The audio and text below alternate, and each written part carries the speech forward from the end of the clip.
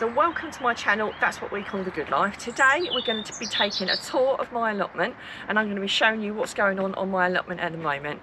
Now even though it's the beginning of February, there's still lots and lots going on at the allotment. In particular, you can probably hear the birds. We have a resident robin that always starts chirping as soon as I start doing a video, which you can hear now. So there's plenty of things budding, there's plenty of wildlife around. So it's a really exciting time.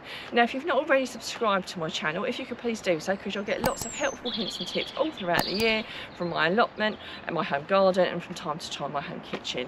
Now there's lots and lots of things I've been doing up at the allotment, so I thought I'd just take you for a little bit of a whistle-stop tour so you can see what's going on up my plot. We've done lots and lots of pruning today. As you can see, there's loads of prunings and things I've pulled up. Now we will cut those prunings down into smaller bits, but we've pruned so much, we've been up here quite a while and we've had enough for today. So we'll come back another day and we'll cut them down into as much smaller pieces so they'll break down an awful lot easier.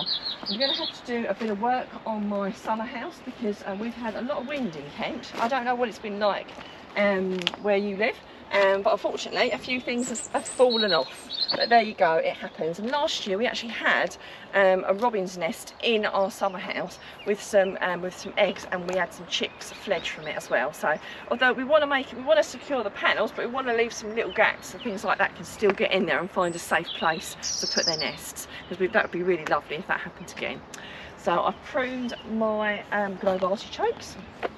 So taken all the dead wood out of those. I will do some mulching around those, but I haven't got around to that yet. So last year was my first year when I actually used a lot of my globe artichokes. I found some really lovely recipes, and in particular when you use them when they're a little bit smaller and tender, I find that more enjoyable. So if you've got globe artichokes and you don't know what to do, I roasted them with some lemon, which was absolutely beautiful. We really enjoyed it. The rhubarb, every time I come up here it seems to grow that little bit more, and now's the time where if you want to, you could start forcing it, and I'm going to. I've got a lot of rhubarb here, and even though in Kent typically it grows really quickly, and if it carries on with the mild weather we're having at the moment, there's every chance that in a few weeks I'll have some rhubarb anyway. But it's really lovely to get some just that little bit earlier. I haven't got a professional rhubarb forcer, so I've just got a barrel that's upturned and it works perfectly well. It just needs something to keep the light out of it, that's all you need. So you can't have something clear. So some people use metal, like little metal baths. I've used this and it works really well. The only thing, because it's quite light, I have to put a couple of bricks on it, but it worked really well the last few years, so there's no reason to think that it won't work just as well this year. So it's a bit of a makeshift forcer, but that will do the trick beautifully for me. So like I said, there's lots going on. As you can see on my apple tree, my pear tree I should say, we've pruned the pear tree and the Bramley apple tree, and you can see there's lots of little buds coming on here. So you know, when you look at it from a distance, everything looks really quite dead, but when you get close up, you've got loads and loads of little buds, and it's all really starting to come on. And the same on this one, you know, there's lots of little lovely shoots on there. And again, we've pruned this one ready so we can get a really lovely crop of Bramley apples. This pear tree and apple tree, you know, they provide a reasonable crop for us, so much so that I normally share the Bramley apples because I have so many.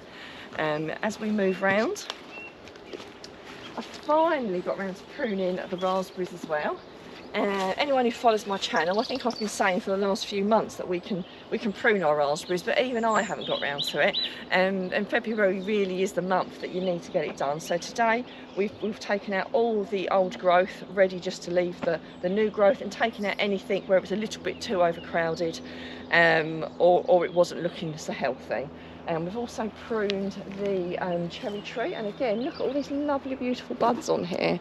I mean, it's absolutely, you know, like I say, from a distance you don't see it, but when you look up close, absolutely loads and loads of beautiful buds. And the same with that apple tree over there, the same thing, you know, we've pruned that already. And this looks a little bit savage where we've cut this blackberry bush quite a lot.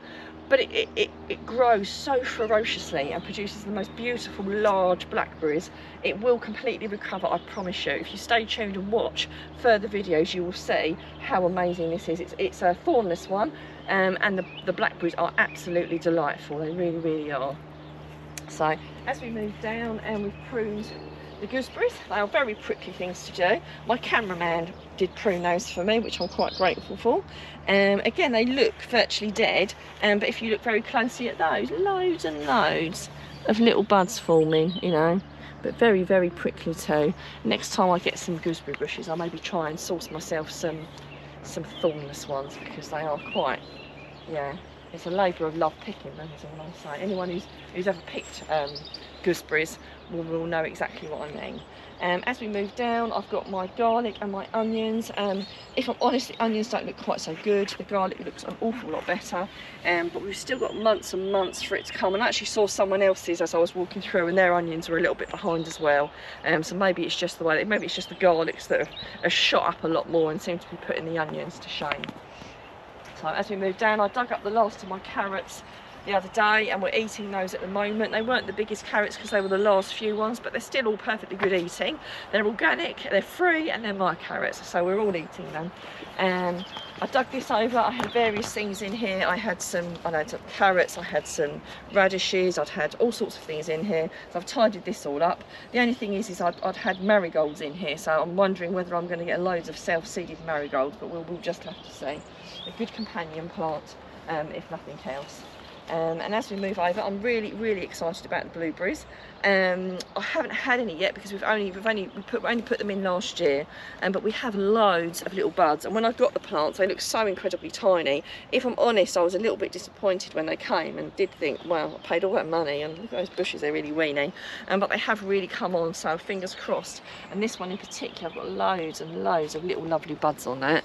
So fingers crossed, I'm going to get some blueberries, but we'll just have to wait and see. Even if it's just a few bowlfuls, it'd be really lovely to get my own blueberries, one of my favourite things. So as we move over, we've got our wildlife pond here, which I think we're going to have to give a little bit of a tidy up, just to kind of help the wildlife a little bit.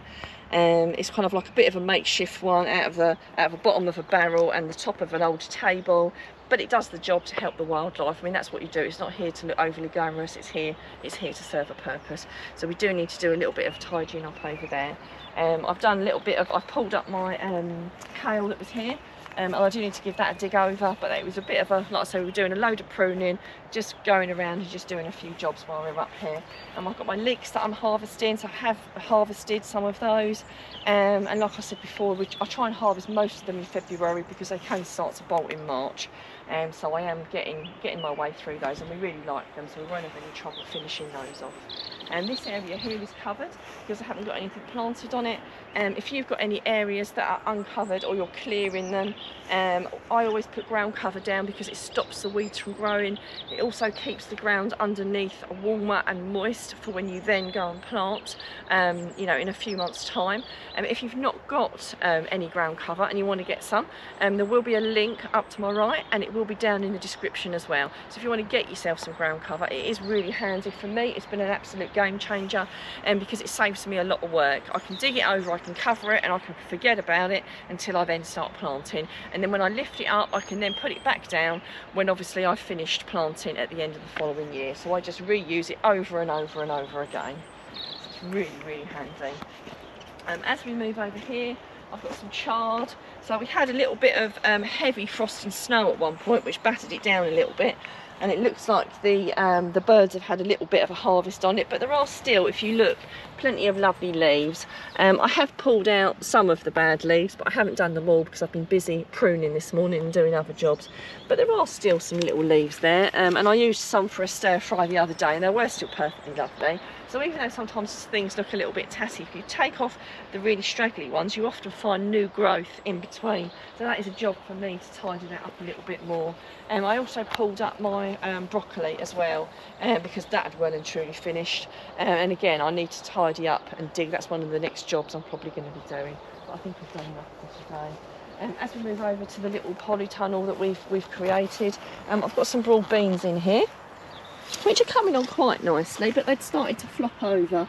So today I've staked them all up, and where they were lying on the floor, it looks like the slugs or the snails have had a little bit of a munch. So I'm hoping now that I've tied them up, they're gonna flourish a little bit more, and they're protected from the birds and other things and the frosts by being in here as well. I've got a few more broad beans at home, and I'm gonna acclimatise those to the outside, and I'm probably gonna pop them in there as well. I did have some kales, but unfortunately the snails seem to have eaten them completely. So even people like me, sometimes you lose stuff. It's what it happens. So don't get disheartened if a few things get nibbled. You'll do really well overall. Is the main thing.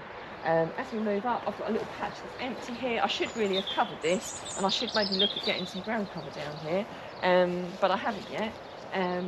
As we move up, we've got the black currants, and some of these, look at all the beautiful buds on these. I mean, absolutely laden with buds. So like I say, even though from a distance everything looks a bit grey and squiggy, you know, when you go up close, lots and lots of beautiful buds coming on here. And black currants are one of my favourite things. I love making jam or puddings with them. Now, I really hope you've enjoyed my tour around the allotment. If you've got any questions, if you're not sure about anything, please do put it in the comments, and we always answer every single comment that we get, because we're here to help you. Now, I do hope you've enjoyed it, and good luck with the growing season.